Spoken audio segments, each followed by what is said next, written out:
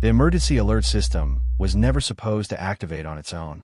I stared at the red warning light flashing on the console, the robotic voice cutting through the silence of the empty radio station. Emergency alert. Do not look at the moon. Do not go outside. Do not let them in. The words repeated in a steady, lifeless monotone. I rubbed my temples and checked the system logs. No scheduled test. No override command. Just a message broadcasting to every phone, radio, and TV in town. I picked up the station's landline and dialed my supervisor. No answer. I tried again. Still nothing. I leaned back in my chair, exhaling slowly. Just a malfunction, I told myself. The town's old power grid was a mess. Maybe a signal got crossed somewhere. But something about the way the alert was worded unsettled me. I glanced out the window. The town of Crescent Hollow was unusually quiet for a Friday night. The street lights buzzed faintly, flickering like candles in the dark. I could see the corner store down the road, but it looked abandoned, its neon sign sputtering weakly. I pulled out my phone to check for messages, but there was no signal.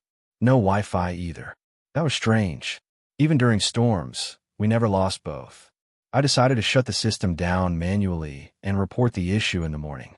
I reached for the console, but before I could press the button, the voice on the broadcast changed. At first, I thought it was just static interference. Then I heard it.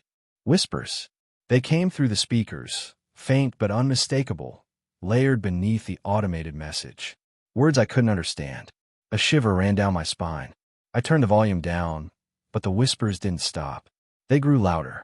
And then, for just a second, the emergency alert voice wasn't robotic anymore. It was human, and it sounded like it was right behind me. I spun around so fast my chair nearly tipped over. The room was empty. The dim glow of the radio equipment cast long shadows across the walls, but there was no one there. I grabbed my jacket and bolted for the door. Whatever was happening, I didn't want to be here when it got worse. Outside, the air was thick and heavy, like the town itself was holding its breath. And that's when I noticed them. People, standing completely still in the streets, their heads tilted back, eyes fixed on the sky. I swallowed hard and followed their gaze. The moon hung above us, bigger than I had ever seen it before, and something about it felt wrong. I pulled into my driveway, my hands gripping the steering wheel tighter than usual. The streets of Crescent Hollow were too quiet. No barking dogs, no passing cars, not even the usual flicker of television lights behind curtains. Just silence. Then I saw her. Mrs. Calloway, my elderly neighbor, stood in the middle of the road, barefoot in her nightgown. Her head was tilted back, eyes fixed on the sky. She wasn't moving, not even a twitch. I hesitated before stepping out of my truck. Mrs. Calloway. My voice felt too loud in the stillness. She didn't react. The wind stirred, lifting the edge of her nightgown, but she remained frozen. Something was wrong. I took a step closer. Her mouth hung slightly open, her lips dry and cracked. Mrs. Calloway, are you okay? Then she moved. Not naturally. It was slow, too slow, like a marionette on tangled strings. Her head turned toward me in one long, jerky motion, her neck creaking as if the bones inside had rusted. I stepped back. Her eyes weren't right. They were wider than I'd ever seen, but empty, as if whatever made her had been scooped out and replaced with something else. Then she whispered, but her lips barely moved. We see it now, and soon, so will you. A shiver crawled up my spine. Her voice was wrong. It had an echo, like two people speaking at once. I backed away, fumbling for my keys. My heart pounded in my chest as I yanked open my front door and slammed it shut behind me. I pressed my back against the door, listening. Silence. I reached up and locked the deadbolt, then double-checked it. Through the peephole, I saw Mrs. Calloway still standing there, her head tilted at that awful angle. Then, slowly, she turned back to the sky. I staggered away from the door. My breath was coming too fast. My hands were clammy. What the hell was happening? I grabbed my phone. No signal. The TV flickered on by itself. Static filled the screen, white noise hissing from the speakers. I snatched the remote and pressed every button. Nothing. Just static. Then, through the crackling, I heard it. A whisper. Not from the TV. From inside the house. I sat on the edge of my couch, gripping my phone so tightly my fingers ached. The screen was useless. No signal, no Wi-Fi, not even a single flicker of life. Just an empty bar and the words, "No service," staring back at me. Outside, the silence felt heavier than before, pressing against the walls of my house like a living thing. I had locked my doors, shut my curtains, but I couldn't shake the feeling that something was just beyond them, waiting. The emergency alert still blared from my old radio in the corner. The voice was calm, too calm, repeating the same words over and over. "Do not look at the moon. Do not go outside. Do not let them in." I turned the volume down, but the static remained, a soft whisper beneath the words.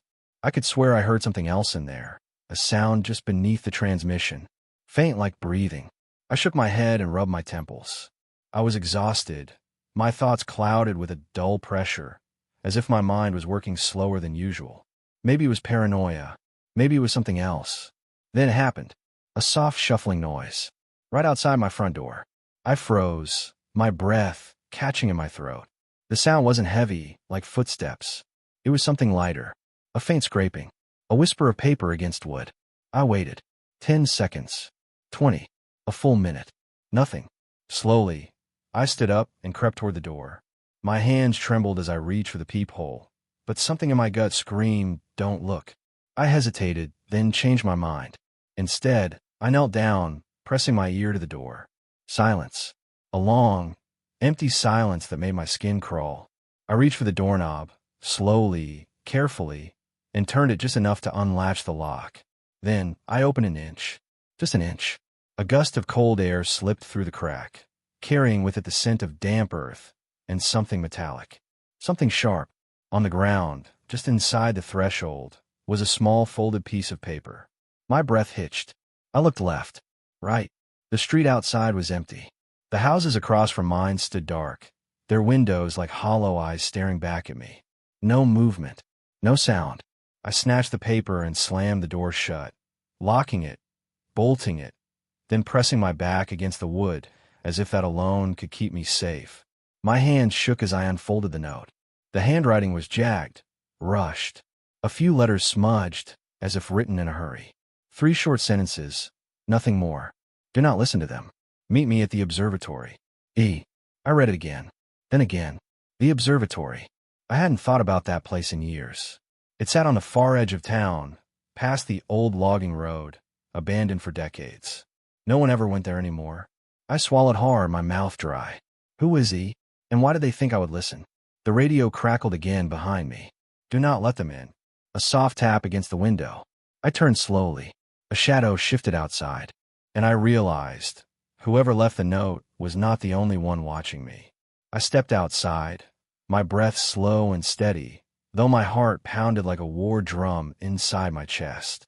The air felt thick, heavier than before, like the weight of something unseen pressing down on me. The streetlights flickered weakly, casting long, distorted shadows across the cracked pavement. The town was too quiet. No dogs barking. No distant hum of cars. Just silence, stretching endlessly. Then I saw them. People stood in the middle of the road, on sidewalks, in front of their homes, dozens of them. Their heads were tilted back, eyes fixed on the sky, their faces blank as if they weren't really there anymore. I swallowed hard, gripping the doorframe for balance. Their bodies weren't moving, but I could hear something, a faint whispering sound, though their lips weren't moving. My hands trembled. I want to look up, just for a second. But Icardi's note burned in my mind. Do not look at the moon. I kept my gaze low and stepped carefully onto the porch. A movement caught my eye. Across the street, Mr. Fletcher, the old man who ran the gas station, slowly turned his head toward me. His body was stiff, but his neck twisted unnaturally, like a rusted hinge struggling to move. His eyes locked onto mine, glassy, unfocused. His lips parted, and in a voice that wasn't his own, he whispered, "Mark." I nearly stumbled backward. I hadn't told anyone I was leaving my house. A door creaked open, then another. More people turned, their eyes reflecting the dim streetlights in a way that wasn't natural. Their whispers grew louder, all of them saying my name in unison. "Mark, Mark, Mark." A chill ran down my spine. They were awake now. I forced my legs to move, heading toward the alley behind my house. I needed to get to the observatory. Icardi had answers. if he was still alive.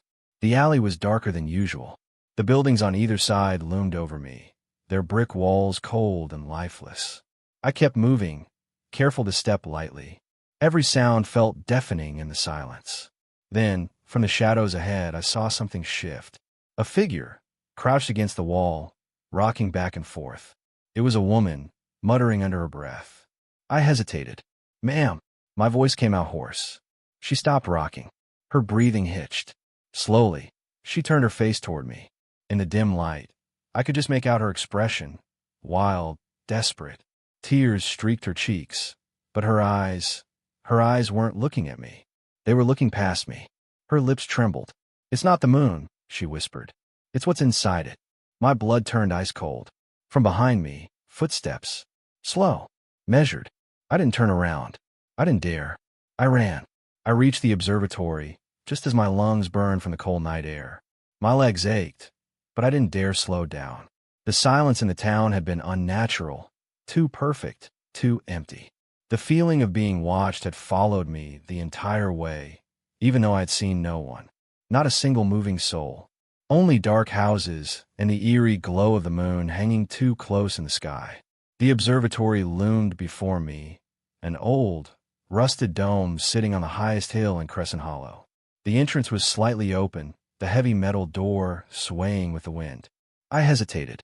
The note had told me to come here, but I didn't know who it was. Maybe this was a trap. Maybe I had made a mistake leaving my house. But there was nowhere else to go. I stepped inside. The air smelled of dust and metal, like old books and rusted machinery. The room was dim, lit only by a few flickering lamps and the glow of several computer screens. Papers were scattered across a large wooden desk, covered in frantic, scrawled handwriting. Star charts, diagrams of the moon's phases, and something else, something that looked like symbols instead of words. Then I saw him. A man sat in a chair near the main telescope, hunched over a notepad. His fingers were tapping nervously against the table. He was older, maybe in his late 60s, with deep wrinkles and wild gray hair. His clothes were wrinkled, as if he had been wearing them for days without rest. "You came," he said without looking up. His voice was hoarse, like he hadn't spoken in a long time. "Are you the one who left the note?" I asked, stepping closer. He nodded slowly. "My name is Icardi, and if you're here, that means you haven't looked yet." His words sent a chill down my spine. "Looked at what?" I asked, even though I already knew the answer. Icardi turned his head toward me. His eyes were bloodshot, ringed with dark circles, but they still held a sharpness, a desperate kind of clarity. He studied me for a long moment before speaking. "The moon," he whispered. I swallowed hard. "People in town, they're acting strange," I said. "Like they're not themselves," he finished for me. "Because they're not." I clenched my jaw. "What does that mean?" Icardi exhaled shakily and stood up. His movements were slow, careful, as if he had to remind himself how to use his body. He walked over to one of the computers and tapped a few keys. A grainy video appeared on the screen. "Watch," he said. The footage was black and white, recorded from an old surveillance camera. It showed a small town, one I didn't recognize. A group of people stood in the middle of the street, all facing the sky. At first, they didn't move. They just stood there, frozen. Then, slowly, in perfect unison, they tilted their heads down. Their faces were blank, their eyes hollow, and then they began to speak. The sound was distorted, but I could still hear it, dozens of voices murmuring the same thing at the same time. A language I had never heard before, a language that didn't sound human. I took a step back from the screen. What the hell is this? This was in 1978. A town in Alaska. They all disappeared 3 days later. I shook my head. No, this isn't real. Icardi turned to me, his face pale. "It's real, Mark. And it's happening again." My mind was spinning. None of this made sense. A whole town gone? Just like that? Who recorded this? I asked. "A researcher who knew what was coming," he said. But he was too late. The moon, it does something to people when they see it under the right conditions. It's been waiting, Mark. Watching. Every few decades, it finds a place to. He stopped suddenly. His body tensed. His breathing grew unsteady. "Icardi." I stepped forward, suddenly uneasy. His hands twitched at his sides. His jaw clenched. For the first time since I arrived, he looked afraid. "It's already inside," he whispered. My stomach dropped. "What?" He turned his head toward me, and for the first time, I noticed something wrong with his eyes. His pupils were too wide, swallowing nearly all of the color. He was struggling against something I couldn't see. "I tried to fight it," he choked out, "but I looked too long." The realization hit me like ice down my spine. Icardi had already seen the moon, and now it was in him. The observatory smelled of dust and old paper, a place frozen in time. The only sound was the low hum of a machine in the corner, its blinking red light casting shadows on the walls. Icardi stood by a desk cluttered with faded maps, tangled wires, and stacks of old VHS tapes. His hands trembled as he flipped through yellowed pages of notebook, muttering to himself. "You don't understand," he said, barely above a whisper. "It's not just the moon. It's what comes with it." I took a cautious step closer, my heartbeat drumming in my ears. "What are you talking about? What's happening to the town?" Icardi turned to me, his eyes sunken and rimmed with dark circles. "The light, it's not just light. It's a signal, a call. Once you see it, really see it, you change. It takes hold of you, burrows inside like a parasite." I shook my head, my throat dry. "That doesn't make sense. You sound like a lunatic." He let out a bitter laugh. "You don't have to believe me, Mark. Just don't look. That's all that matters now. Don't look and don't listen." I glanced at the row of dusty monitors on the desk. One of them flickered to life. A grainy, black and white video played, showing footage from a town I didn't recognize. People standing in the streets, heads tilted back, eyes wide and empty. Their mouths were moving, but no sound came from the screen. Then, all at once, they turned to face the camera. The screen cut to static. I felt a cold shiver crawl up my spine. What happened to them? Icardi exhaled slowly. "No one knows." By the time investigators arrived, the town was empty. No bodies. No signs of struggle. Just gone. I stared at him. "And you think that's what's happening here?" He didn't answer right away. Instead, he pressed his fingers to his temple, as if something inside his skull was digging into his thoughts. When he looked up, something had changed in his expression. "Mark," he said. His voice was different now. Softer, slower. "Have you looked at it?" A wave of unease washed over me. "What?" "The moon," he whispered. "Even just a glance." I took a step back. "No. I told you. I've been careful." Icardi's mouth twitched at the corners, forming something between a smile and a grimace. "Good. That's good." I could feel my pulse in my throat. Something was wrong. Icardi was staring at me now, unblinking. He wasn't moving, wasn't even breathing. His lips parted slightly, and I heard a faint whisper, not from him, but from somewhere else. The air itself carried the sound, like a voice drifting through an empty hallway. I stepped back toward the door. "Icardi, what's wrong with you?" His head tilted, just a fraction too much. "You need to see, Mark. It will all make sense once you see." My stomach twisted. "You've looked at it, haven't you?" He didn't answer. Instead, he reached into his coat pocket and pulled out a small, cracked mirror. He held it up between us. "Just look," he urged. "It won't be direct. It's safe this way. You'll understand everything." I clenched my fists. "Put that away." He took a slow step forward. "Mark," he whispered, his voice barely human now. "It's already inside me. I can hear it. I can feel it. And soon you will too." I bolted. Icardi lunged, his fingers clawing at my shirt, but I twisted free. I crashed into the desk, sending the VHS tapes clattering to the floor. The monitor flickered again, this time showing me a live feed of the observatory. My own terrified face stared back at me, but behind me, in the shadows, I saw something moving. Something tall. Something wrong. I didn't stay to find out what it was. I ran, bursting through the door and into the night. Outside, the town was silent. Too silent. And above me, the moon pulsed like a beating heart. I ran. I had to. The moon was too big, too close. The town felt hollow, a shell of what it used to be, filled with whispers and the weight of something ancient. I could feel my heart pounding in my chest, each beat sending a ripple of dread through my body. My legs moved faster than my mind could keep up, like a frantic animal in a trap, trying to escape a force I couldn't understand.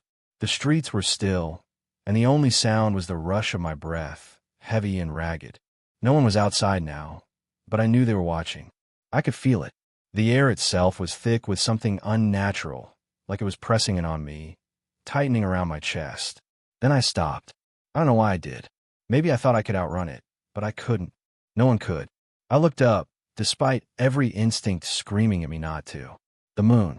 It was enormous. Larger than I'd ever seen it before. Its surface wasn't smooth, like the moon I'd grown up with. It was wrong. It pulsed, like a heartbeat in the sky, shifting between shades of white and a deep, sickly yellow, as though the light itself was breathing. It wasn't just a moon. It was alive. I felt a cold shiver run down my spine. My body stiffened, frozen by something deeper than fear. Something primal. Something that made every inch of my skin tingle with warning. But I couldn't look away. My eyes were locked on it, drawn by an unseen force. And even though my mind screamed for me to run, to turn around, my feet were planted in place. The town was silent, but in my head there was noise. A whisper, soft at first, almost a hum, vibrating through my skull. You see it now. The words weren't spoken aloud, but I heard them, felt them, in the deepest part of my mind. It was like the moon was reaching into me, pulling things I didn't even know existed to the surface. Thoughts, memories, fears, everything mixed together in a horrible cocktail of confusion. I couldn't think straight. I couldn't breathe. It was like the world around me was fading, and there was only the moon, pulsing, watching, waiting. Come closer. I shook my head, trying to clear the fog that had descended over me. But the more I resisted, the louder the pull became. I felt it in my chest, a pressure growing, as if the moon was beckoning me. I could see it clearly now. The craters weren't just craters. They were eyes, watching, blinking, and blinking again. Suddenly, I heard noise, footsteps. Slowly I turned. They were here. The people. They had come out of their homes, each person standing still, facing the sky. But they weren't just staring anymore. They were moving, jerking in unison, their eyes glowing faintly in the dark. It wasn't right. None of it was right. My legs moved before I could stop them, pushing me back, but the pull was stronger now. I could see their faces. No, they weren't faces anymore. They were masks, hollowed-out eyes and twisted smiles, their mouths stretching in unnatural ways. They were all staring at me, as if they knew something I didn't, as if they had seen what I was about to see. I felt a strange compulsion to step forward, to join them, to look at the moon. We see it now. The voice in my mind wasn't mine. It wasn't theirs either. It was the moon. I knew that now. It was speaking, calling, and I couldn't ignore it any longer. I took a step, then another. My feet were heavy, like the earth was pulling me in, dragging me toward that glowing eye in the sky. But then, from behind me, I heard a voice. Icardi's voice. Shaky, but still sharp, still desperate. Mark. I froze. I turned, and there he was, Icardi, standing at the edge of the town, his face pale, his eyes wide. He looked like he had been through hell, like the light from the moon had already torn him apart. Don't look at it, he whispered, but his voice was hollow, empty. It's too late, I whispered back, though I hadn't meant to. I didn't want to look. I didn't want to know. But my body betrayed me. My eyes locked on the moon once more. And in that instant, I understood everything. I understood why the people were like this. Why the town was dying. Why the moon was so big, so alive.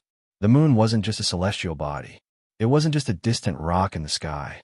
It was the thing that had always been there, waiting, watching, and it had finally decided to show itself. I couldn't escape it. None of us could. The last thing I heard before the world fell silent was the sound of my own voice, echoing in unison with the others. We see it now. And then, the darkness swallowed me whole.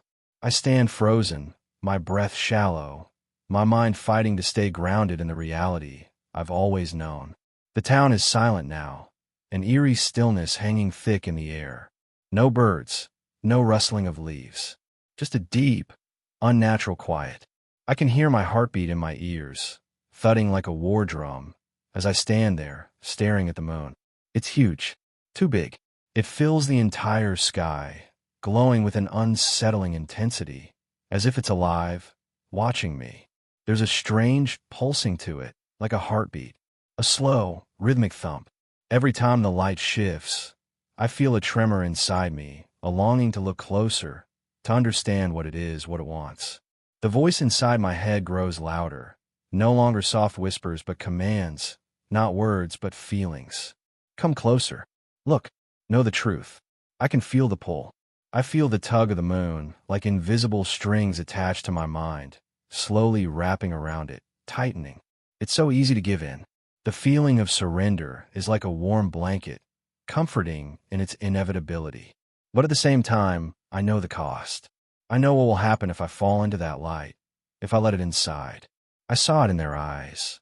The glazed, empty stares of the townspeople. They aren't themselves anymore. They've seen the truth, and now they are only vessels for something far darker. I take a step back, my legs trembling beneath me. The town is full of them now. People I once knew, friends, family, they're all staring at the moon, their bodies stiff and unmoving. The air feels thicker, like it's pressing down on me. And yet, there's a calmness to it too. A peace almost. The kind of peace you get when you stop fighting, when you just give in. I glance around, my mind racing. There's no one here to help me. There's no one left to trust. Icardi's words echo in my head, but now they sound different. Too late, too hollow. His warning was supposed to keep me away, but here I am, standing on the edge of a decision I never thought I'd have to make. I turn back toward the moon. The glowing surface is so bright now that it makes my eyes sting. It calls to me, so brightly, so loud, yet without a single sound. It speaks to something deeper within me. The part of me that knows the truth is too terrible to be understood by the human mind. And still, the moon is offering it to me, to all of us. All I have to do is look. And that's when I hear it, the final push. Mark. It's a voice, soft and chilling, familiar yet not. Mrs. Calloway, my neighbor. She stands there, too, still, her eyes glowing, her mouth stretched into a slow, terrible smile. She whispers again, but this time, it's not her voice. It's hundreds of voices all at once, merging into one. We see it now. And soon, so will you. I can't breathe. The hairs on my arms stand on end, but I don't move. My body wants to run, but my mind can't pull away. I want to look at the moon.